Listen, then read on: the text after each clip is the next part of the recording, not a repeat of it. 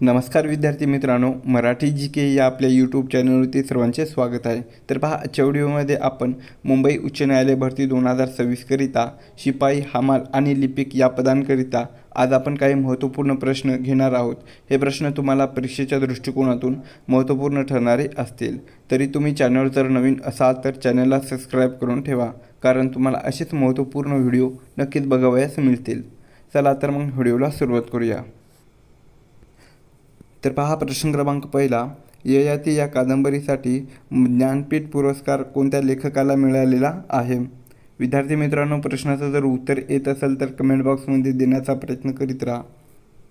या प्रश्नाचं उत्तर होईल ऑप्शन क्रमांक 1 वि. स. खांडेकर म्हणजेच विष्णू सखाराम खांडेकर यांना पहा 1974मध्ये कधी 1974 या वर्षी ययाती या कादंबरीसाठी त्यांना मराठीतील पहिला ज्ञानपीठ पुरस्कार हा मिळालेला होता. प्रश्न क्रमांक दुसरा, 2025चा लता मंगेशकर पुरस्कार कोणास जाहीर करण्यात आलेला आहे? या प्रश्नाचं उत्तर होईल ऑप्शन क्रमांक 2 कुमार मंगलम बिर्ला. तर 2025चा गान सम्राज्ञी लता मंगेशकर पुरस्कार हा पहा ज्येष्ठ गायिका कुमार मंगलम बिर्ला यांना प्रदान करण्यात आलेला आहे. प्रश्न क्रमांक तिसरा, जागतिक महत्त्वाच्या कंपन्या व त्यांचे CEO याची आपल्याला खालीलपैकी चुकीची जोडी ओळखायची आहे. तर पहा, पहिली कंपनी आहे मायक्रोसॉफ्ट. तर मायक्रोसॉफ्ट या कंपनीचे CEO सत्य नडेला आहेत, म्हणजेच ही बरोबर जोडी आहे. दुसरी आहे पहा गुगल ही कंपनी. तर गुगल या कंपनीचे CEO सुंदर पिचाई आहेत, म्हणजेच ही बरोबर जोडी आहे. तिसरी आहे पहा ॲमेझॉन ही कंपनी. तर ॲमेझॉन या कंपनीचे CEO अँडी जेसी आहेत, म्हणजे ही बरोबर जोडी आहे. चौथी आहे टेलिग्राम ही कंपनी. तर टेलिग्राम या कंपनीचे CEO जेनसिंग हुआंग हे नाहीत. तर टेलिग्राम या कंपनीचे CEO सध्या कोण आहेत? तर ते पावेल डुरो. कोण आहेत? पावेल डुरो हे सध्या टेलिग्राम या कंपनीचे CEO आहेत. तर जेनसिंग हुंग हे जे आहेत तर ते पहा एनव्हिडिया या प्रसिद्ध तंत्रज्ञान कंपनीचे ते CEO आहेत. या प्रश्नाचं उत्तर आपलं ऑप्शन क्रमांक 4 राहील, चुकीची जोडी. प्रश्न क्रमांक चौथा, अजिंठा लेणी प्रामुख्याने कोणत्या धर्माशी संबंधित आहेत? तर ऑप्शन क्रमांक 2 पहा बौद्ध. तर अजिंठा लेणी ही पहा पूर्णपणे बौद्ध धर्माशी संबंधित असून तेथे भगवान बुद्धाच्या जीवनावरील चित्रे आणि शिल्पे आहेत. प्रश्न क्रमांक 5, T20 क्रिकेट विश्वचषक 2026 या स्पर्धेत एकूण किती संघांनी सहभाग हा घेतलेला होता? या प्रश्नाचं उत्तर होईल ऑप्शन क्रमांक 3 पहा 20. तर T20 क्रिकेट विश्वचषक 2026 या स्पर्धेमध्ये एकूण 20 संघांनी सहभाग हा घेतलेला होता. तर या स्पर्धेचे आयोजन हे पहा भारत आणि श्रीलंका या 2 देशांनी आयोजन केलेला होता. तर T20 विश्वचषक 2026च्या स्पर्धेचा विजेता हा पहा आपला भारत संघ ठरलेला आहे, जे की उपविजेता हा न्यूझीलंड हा संघ ठरलेला होता. तर हा अंतिम सामना नरेंद्र मोदी स्टेडियम जे की अहमदाबाद या ठिकाणी आहे, तर या ठिकाणी अंतिम सामना हा झालेला होता. तर या अंतिम सामन्यामध्ये पहा मॅन ऑफ द मॅचचे मानकरी हे जसप्रीत बुमराह ठरलेला होता आणि प्लेयर ऑफ द टुर्नामेंट म्हणजेच मालिकावीर हा संजू सॅमसन ठरलेला होता. प्रश्न क्रमांक 6, सुवर्णमध्ये या अलंकारिक शब्दाचा आपल्याला योग्य अर्थ निवडायचा आहे. तर सुवर्णमध्ये या अलंकारिक शब्दाचा योग्य अर्थ काय होईल? ऑप्शन क्रमांक 3 पहा तडजोड. काय होईल? तडजोड हा योग्य अर्थ होईल. प्रश्न क्रमांक 7, जलयुक्त शिवार अभियान 2.0चा मुख्य उद्देश काय आहे? तर जलयुक्त शिवार अभियान 2.0चा मुख्य उद्देश पहा ऑप्शन क्रमांक 4 महाराष्ट्र दुष्काळमुक्त करणे. काय आहे? महाराष्ट्र दुष्काळमुक्त करणे असा उद्देश आहे. प्रश्न क्रमांक 8, हार्मुझची सामुद्रधुनी कोणत्या 2 जलाशयांना जोडते? तर हार्मुझची सामुद्रधुनी पहा ऑप्शन क्रमांक 1 इराणच्या आखात आणि ओमानच्या आखात या 2 जलाशयांना जोडते. तर ही जी सामुद्रधुनी आहे तर ती पहा मध्य पूर्वेतील खनिज तेलाच्या वाहतुकीसाठी अत्यंत महत्त्वाची आहे. प्रश्न क्रमांक 9, गुलाब, बारदान, गालिचा आणि आब्रू हे शब्द कोणत्या भाषेतून आलेले आहेत? या प्रश्नाचं उत्तर होईल ऑप्शन क्रमांक 3 पहा, फारसी म्हणजेच पार्शियन. तर गुलाब, बारदान, गालिचा, आब्रू हे जे शब्द आहेत तर ते फारसी या भाषेतून आपल्या मराठी भाषेमध्ये आलेले आहेत. प्रश्न क्रमांक 10, पद्मश्री हा भारताचा कितव्या क्रमांकाचा सर्वोच्च नागरी पुरस्कार आहे? या प्रश्नाचं उत्तर होईल ऑप्शन क्रमांक 2, चौथ्या. तर पहा, पद्मश्री हा भारताचा 4थ्या क्रमांकाचा सर्वोच्च नागरी पुरस्कार आहे. तर पहिल्या क्रमांकाचा कोणता आहे तर तो भारतरत्न. पहिल्या क्रमांकाचा भारतरत्न हा पुरस्कार आहे. दुसऱ्या क्रमांकाचा पहा पद्मविभूषण. दुसऱ्या क्रमांकाचा पद्मविभूषण हा पुरस्कार आहे आणि तिसऱ्या क्रमांकाचा पहा पद्मभूषण. तिसऱ्या क्रमांकाचा पद्मभूषण हा पुरस्कार आहे आणि चौथा पद्मश्री हा पुरस्कार आहे.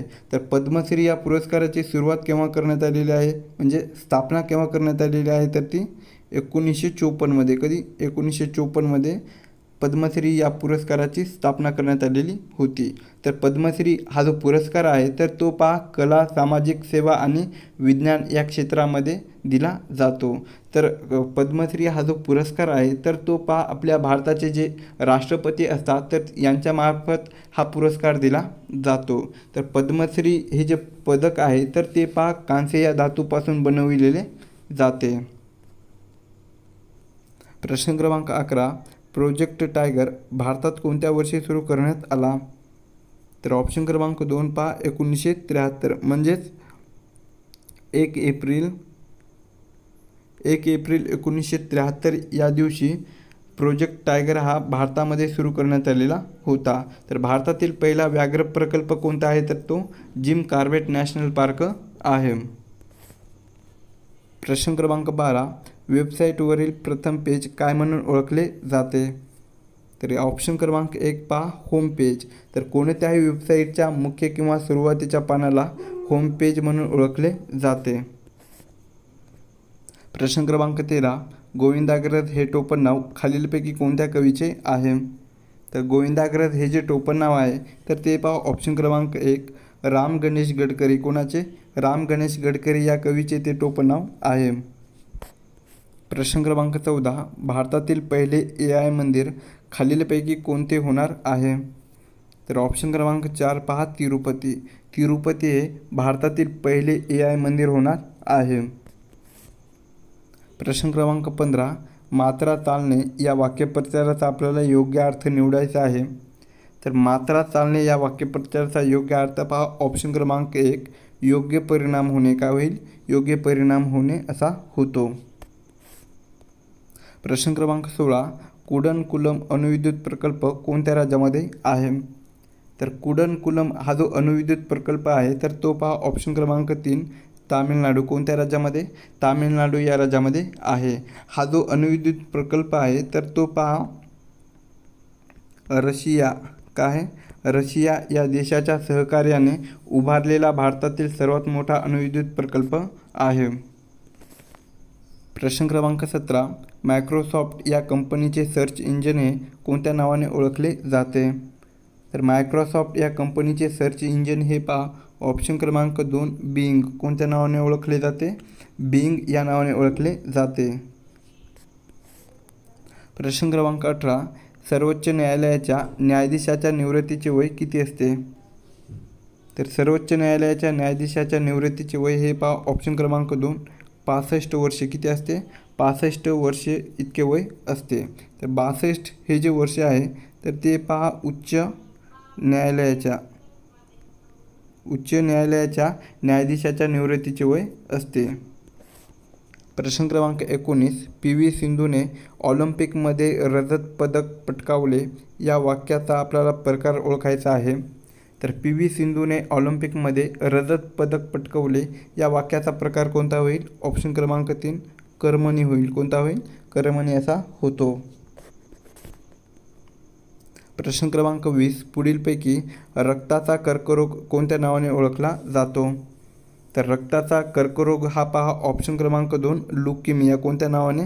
ल्युकेमिया या नावाने ओळखला जातो. तर रक्तातील पांढऱ्या पेशीचे अनियंत्रित वाढ होणे म्हणजेच ल्युकेमिया होय. प्रश्न क्रमांक 21. महाराष्ट्रातील दक्षिण काशी म्हणून कोणते शहर ओळखले जाते? तर ऑप्शन क्रमांक 4 पहा वाई, जे की हे पहा सातारा या जिल्ह्यामध्ये आहे. कोणत्या? सातारा. तर वाई या शहराला त्याच्या ऐतिहासिक आणि धार्मिक महत्त्वामुळे दक्षिण काशी असे म्हटले जाते. प्रश्न क्रमांक 22. राज्यसभेच्या सदस्याचा कार्यकाळ हा किती वर्षाचा असतो? तर राज्यसभेच्या सदस्याचा कार्यकाळ हा पहा ऑप्शन क्रमांक 1 6 वर्षे. किती वर्षाचा असतो? 6 वर्षाचा असतो. प्रश्न क्रमांक 23. कॅम्प्युटर सुरू किंवा पुनर्सुरू करण्याच्या सिस्टीमचे डॅश करणे म्हणतात? तर कॅम्प्युटर सुरू किंवा पुनर्सुरू करण्याला सिस्टीमचे पहा ऑप्शन क्रमांक 1 बूटिंग. काय म्हटले जाते? बूटिंग असे म्हणतात. प्रश्न क्रमांक 24. मुळशी सत्याग्रहाचे नेतृत्व केल्यामुळे जनतेने पांडुरंग महादेव बापट यांना कोणती पदवी बहाल केली होती? या प्रश्नाचं उत्तर होईल पहा ऑप्शन क्रमांक 3 सेनापती. तर पहा पांडुरंग महादेव बापट यांनी मुळशी सत्याग्रहाचे नेतृत्व केल्यामुळे तेथील जनतेने त्यांना सेनापती ही पदवी बहाल केलेली होती. म्हणून त्यांना सेनापती पांडुरंग बापट या नावाने ओळखले जाते. प्रश्न क्रमांक 25. मानवी शरीरात साधारणपणे शरीराच्या वजनाच्या किती टक्के रक्त असते? तर मानवी शरीरात साधारणपणे शरीराच्या पहा वजनाच्या ऑप्शन क्रमांक 2 7 ते 8 टक्के. किती? 7 ते 8 टक्के इतके रक्त असते. प्रश्न क्रमांक 26. HTTPचे पूर्ण रूप काय आहे? तर HTTPचा आपल्याला फुल फॉर्म सांगायचा आहे. तर काय होईल? ऑप्शन क्रमांक 2 हायपर टेक्स्ट ट्रान्सफर प्रोटोकॉल. काय होईल? हायपर टेक्स्ट ट्रान्सफर प्रोटोकॉल असा होतो. तर इंटरनेटवर डेटा ट्रान्सफर करण्यासाठी वापरला जाणारा हा एक महत्त्वाचा प्रोटोकॉल आहे. प्रश्न क्रमांक 27. भारतात दरवर्षी राष्ट्रीय शिक्षण दिन नॅशनल एज्युकेशन डे केव्हा साजरा केला जातो? तर भारतात दरवर्षी राष्ट्रीय शिक्षण दिन हा पहा ऑप्शन क्रमांक 4 11 नोव्हेंबर. कोणत्या दिवशी? 11 नोव्हेंबर या दिवशी साजरा केला जातो. तर स्वातंत्र्य भारताचे पहिले शिक्षण मंत्री कोण होते? तर ते मौलाना आझाद. कोण होते? मौलाना आझाद हे पहा स्वातंत्र्य भारताचे पहिले शिक्षण मंत्री होते. तर यांच्या जयंतीनिमित्त हा दिवस साजरा केला जातो. भारताचे राष्ट्रपती राज्यसभेवर किती सदस्य नामनिर्देशित करतात? तर ऑप्शन क्रमांक 3 पहा 12. तर राष्ट्रपती हे जे असतात तर ते पहा कला, साहित्य, विज्ञान आणि समाजसेवा या क्षेत्रामध्ये एकूण 12 सदस्य नामनिर्देशित करतात. प्रश्न क्रमांक 29. कोरोमंडल हा समुद्रकिनारा कोणत्या राज्याला लाभलेला आहे?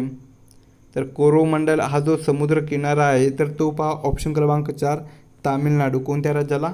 तामिळनाडू या राज्याला तो लाभलेला आहे.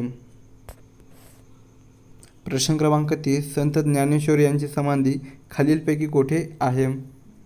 तर ऑप्शन क्रमांक 1 पहा आळंदी, जे की हे पहा पुणे या शहरामध्ये आहे.